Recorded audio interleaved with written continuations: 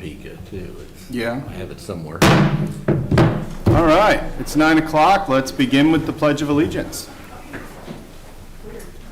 I pledge allegiance to the flag of the United States of America and to the republic for which it stands, one nation, under God, indivisible, with liberty and justice for all.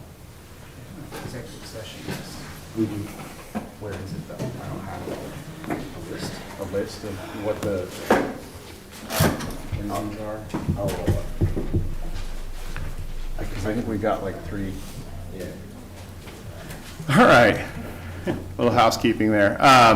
Welcome everybody. It is Thursday, August 28th. This is Shawnee County Board of County Commissioners work session.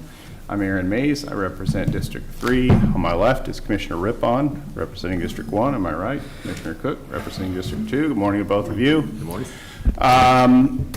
We'll have a relatively short presentation, I believe, today, and then we are going to have a few executive sessions, so we will get to that when the time comes. But let's go ahead and talk about the Great Overland Station. We'll kick it off with our County Councilor, Rich Eckert. Good morning, Commissioners. My name is Rich Eckert. I'm the County Councilor. Today we're going to talk a little bit about Great Overland Station. I don't know about short. When I timed this yesterday, it went an hour 15, so I'll cut a couple things. I'm not buying it, by the way. A while back, I was approached by the leadership of the Beacon and about a possibility of talking about a management lease with Great Overland Station. And Beacon today is represented here by Courtney Stenmore, and then Sasha, who has no last name apparently. And they're here to help with any questions that we might have and to talk through what we're going to talk about today. And as you know, Great Overland Station for the last several years has been managed by Parks and Rec. And of course, we have Tim Laurent and Jessica Rakestraw here, and they're eager to come to the podium and talk about it as well. This is kind of a group effort. I'll try to answer the questions as best I can, but there's other people in the audience who certainly know more than I do. So we began talking about what this would look like, and of course, there's other comparables in the county. Obviously, Manor is managed by an outside company. The Stormont Valley Event Center is managed by an outside company. We even have community centers that are leased by various agencies. So this is nothing new to the county, but this is a unique property. And so we did have to come at it from a slightly different angle. It's not really going to look like the Stormont Valley Event Center, but in some ways it is similar. So we've been talking for a couple of months, if not a little bit more than that, trying to put this together back and forth. I do want to say that the ownership of Beacon have been absolutely great to work with. It's been a very easy negotiation, which makes me worried that I'm missing something. So please, if you see that I am missing something, now's the time to let us know. What we're going to do today is we're kind of going to go over some of the details of the contract, which makes for an extremely dry presentation, so I apologize for that. But I think it was important for us to do this. And normally, we don't do this. We don't discuss contract details at the podium. But I think this is different enough, and it's a unique enough property that it's probably a pretty good exercise, not only for this property, but maybe even to see the inner details of what your attorneys are paid to do. So with that, we'll kind of get started. The Beacon, of course, I call it Beacon. I think we all know who that is when I mention that. They have a great facility at 9th and Topeka. I've been there a couple of times. I went there for the first time during the legislative session a year ago, and I was simply amazed. I didn't know that it existed in the fashion that it did. And then I've been to at least three more events since then, and it's absolutely fabulous facility. Find a way to get there. But what was explained to me is that they actually have times when they have more events than they have space. And they've been looking for another place for overflow, if you will. And this was one of the properties that they had identified. And certainly, we are underutilizing it.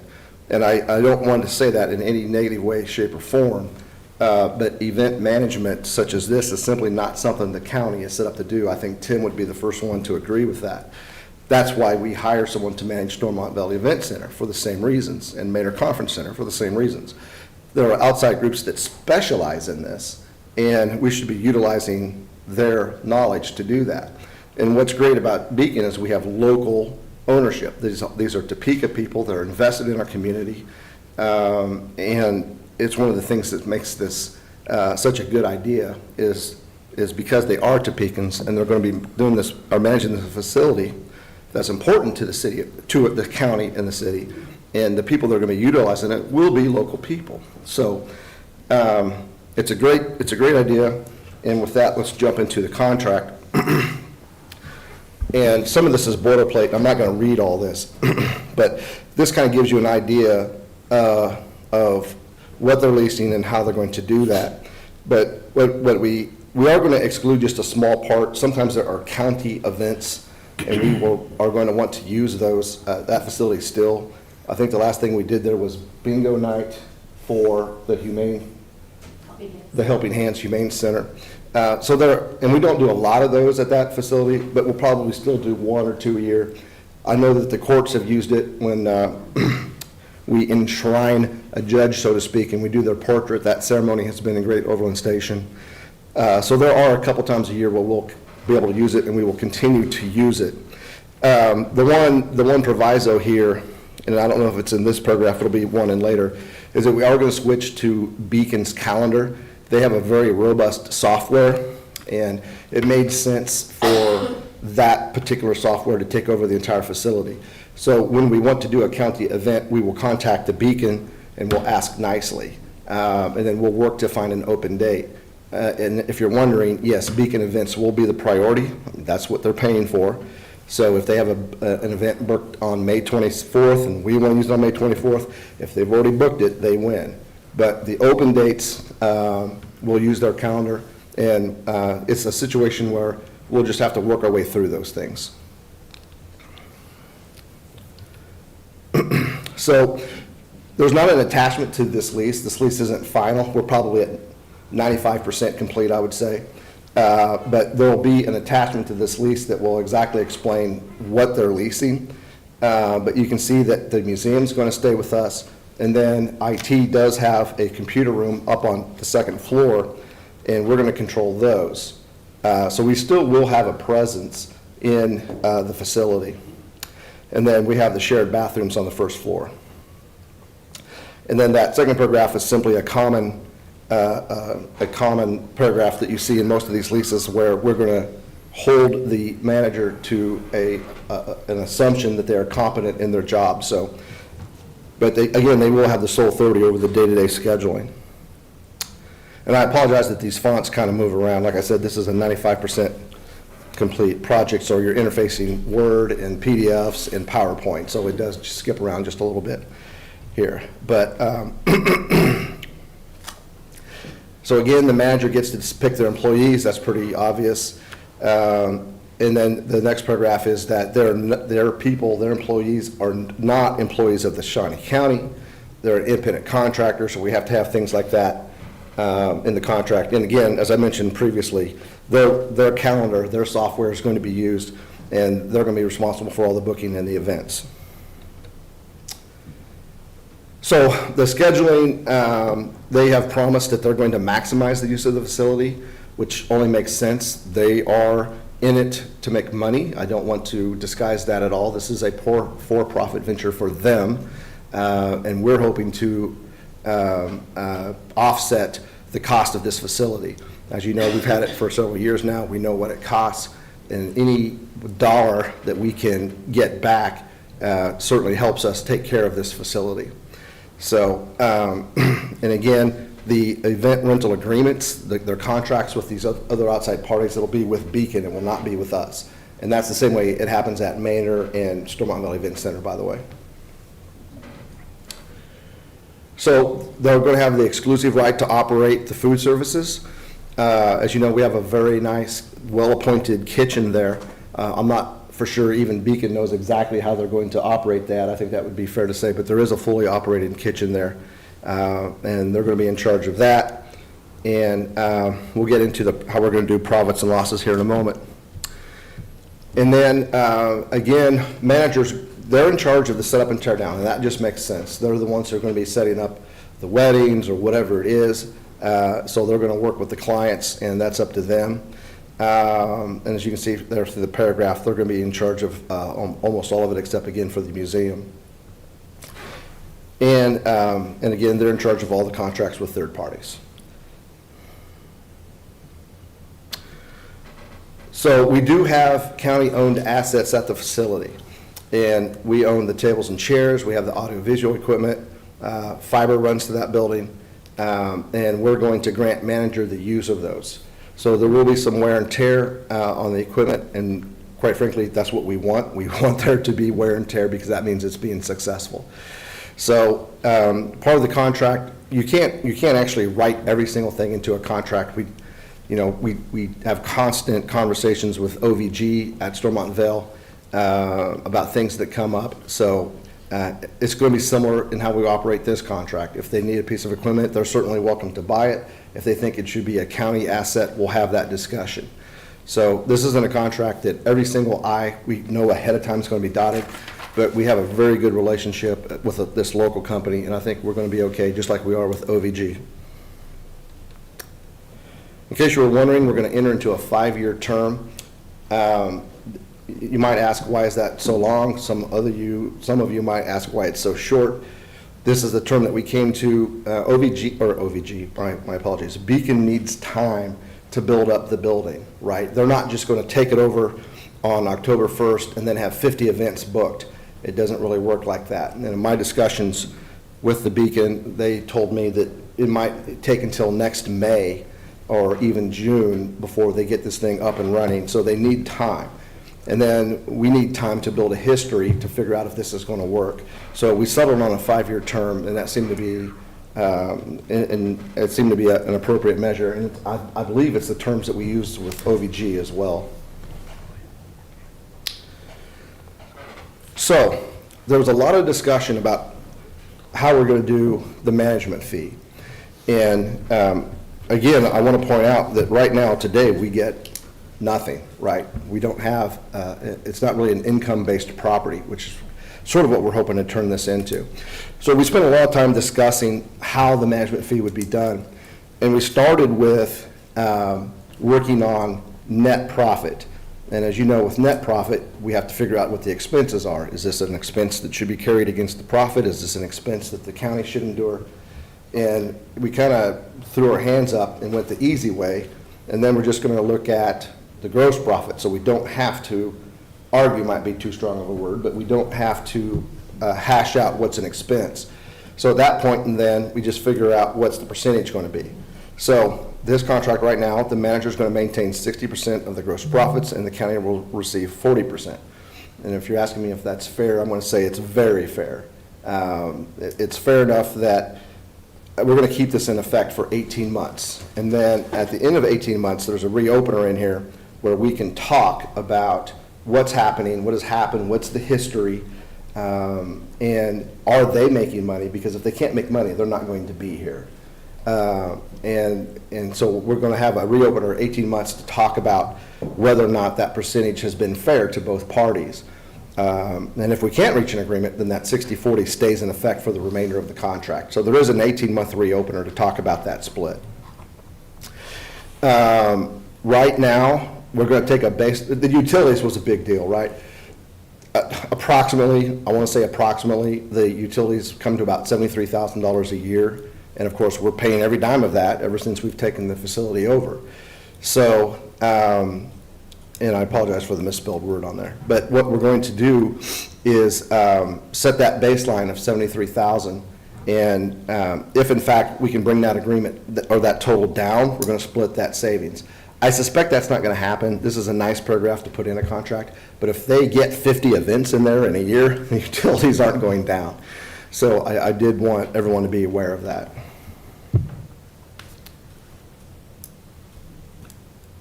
So repairs, maintenance, cleaning, that's an issue in a shared facility. At Stormont Vale, it's pretty clear because they have 100% of the facility. Here, they're not going to have 100% of the facility. So we're going to be responsible for the day-to-day cleaning and maintenance outside of the leased portion, right? So the IT room and the bathrooms, or not the bathrooms, the museum, that'll be ours. And then the reparative facility, if it comes from the manager's event, we're going to look at it and see if it's wear and tear or is it something that they did. So we have I think a pretty good paragraph here. And then the big problem or an issue is how do we clean those floors? I believe we have cleaning equipment on site. So since we already have it there, we're going to allow them to use it. They'll be responsible for the labor, but we'll be responsible for the equipment.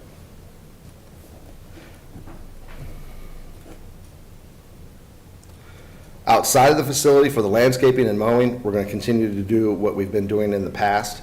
The only thing is that we are going to work with their calendar. We don't want to be mowing Saturday at 2 in the afternoon while they have a wedding there. So we are going to coordinate and make sure that the landscaping activities aren't going to disrupt those events.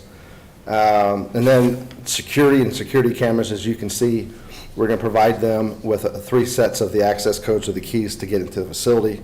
And then we're going to make sure that there aren't outside keys floating around, because that was an issue, because they're going to have a lot of their equipment and a lot of their, I suppose, on-site liquor and things like that. So we are going to make sure that we have a very secure facility. We already do, but we're going to take another look at it just to make sure.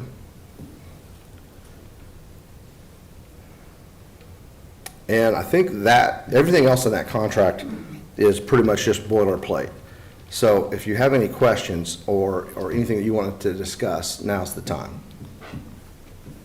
I want to go back to maintenance just a second. Like if the refrigerator craters, is that on us or is that their responsibility? Right now, that would be ours, Ours, as it's written. And the same with the, like the HVAC system, is that? Correct. It's all ours, okay. The only other thing that's difficult is the light bulbs because of how high they are up, and I think we're going to still maintain that. So we'll be responsible for the light bulbs of the chandeliers that are. Do those chandeliers not drop? Yeah, they crank down, I was thinking they'd come down. yeah. I That think was so. not my understanding. That's not my understanding either. Oh, I thought they were on a winch I system. thought so too. Well, I think they use a trampoline.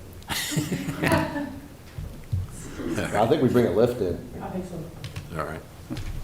But just to be clear, the museum portion is still under the county's authority, and as to the equipment that we have there, the historical things that we have at the building, those still remain within the county's control.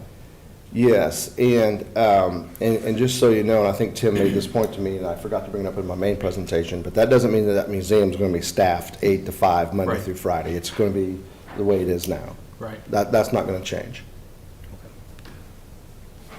Upstairs, there's some office spaces.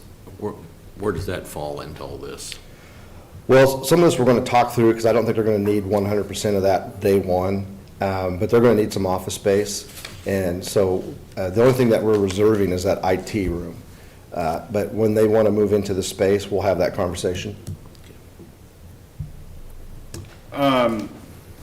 So we had a contract with Railroad Heritage when we took this over. Is there anything in that contract that prohibits us from doing any of this stuff?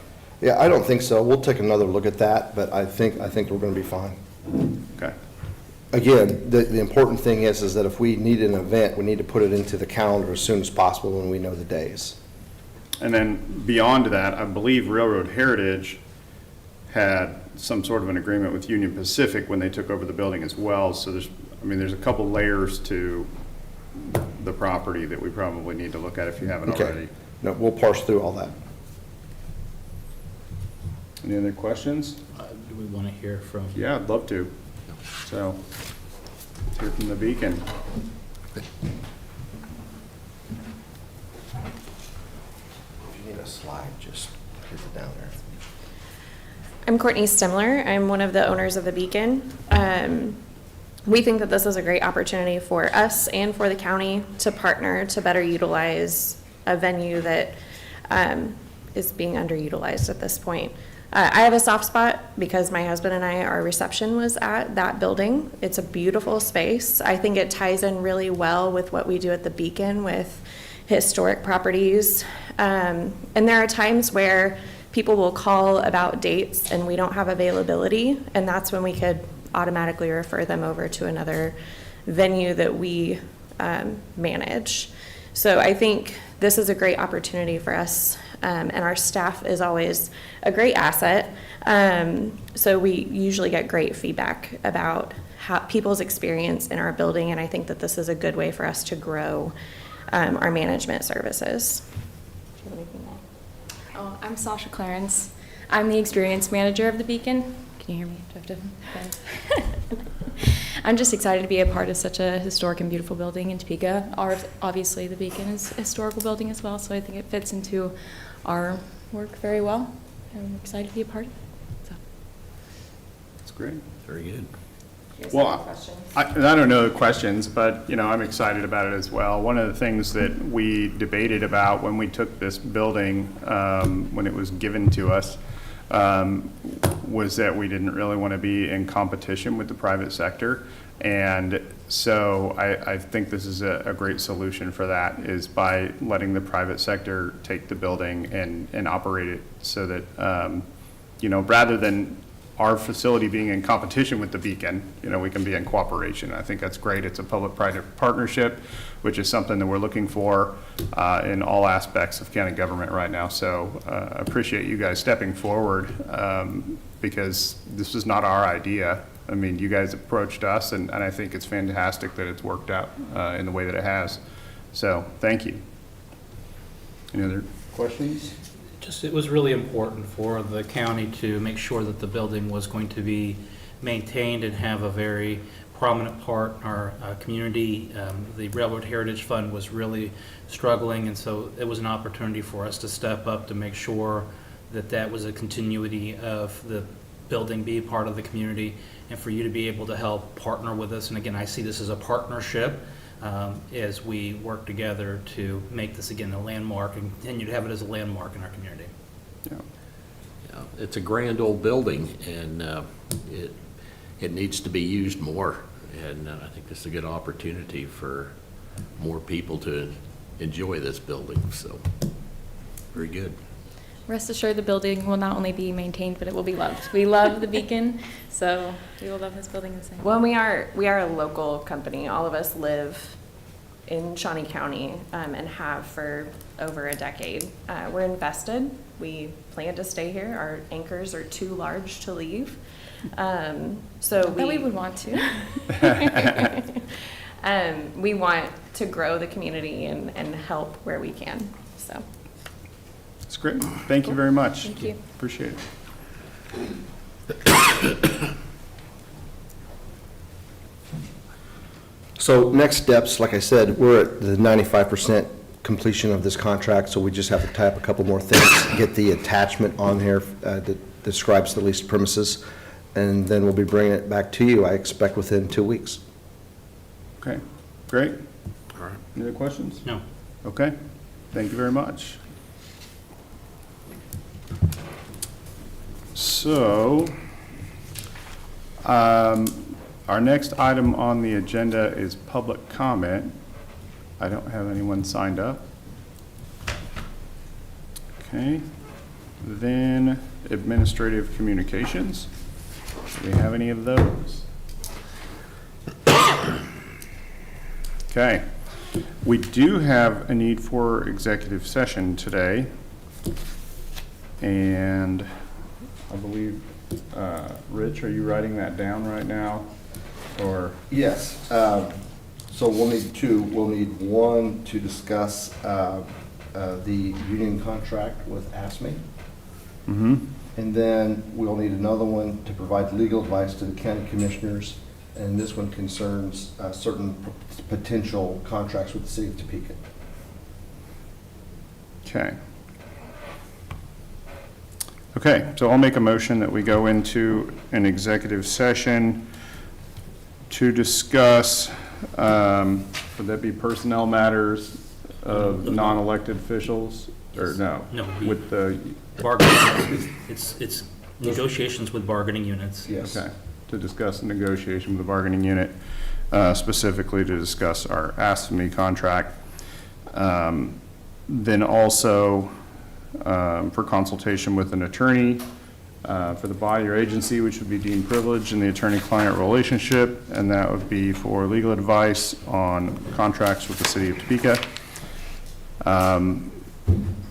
What do you think? 10, 15 minutes for each? Oh, yeah, that's plenty. Okay. 30 minutes total? Yeah, let's do 30 minutes total. We'll do 15 minutes for each. We'll begin that as soon as we pass this motion. So that is my motion. Is there a second? Second. Okay, motion by Commissioner Mays, second by Commissioner Rippon. Those in favor say aye. Opposed? Motion passes 3-0. We're in executive session.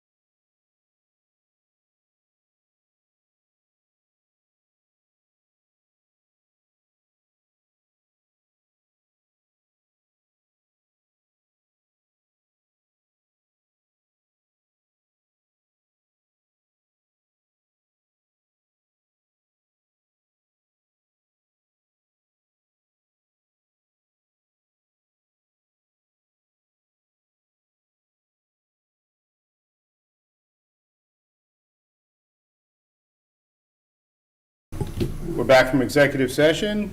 No action was taken. We're adjourned.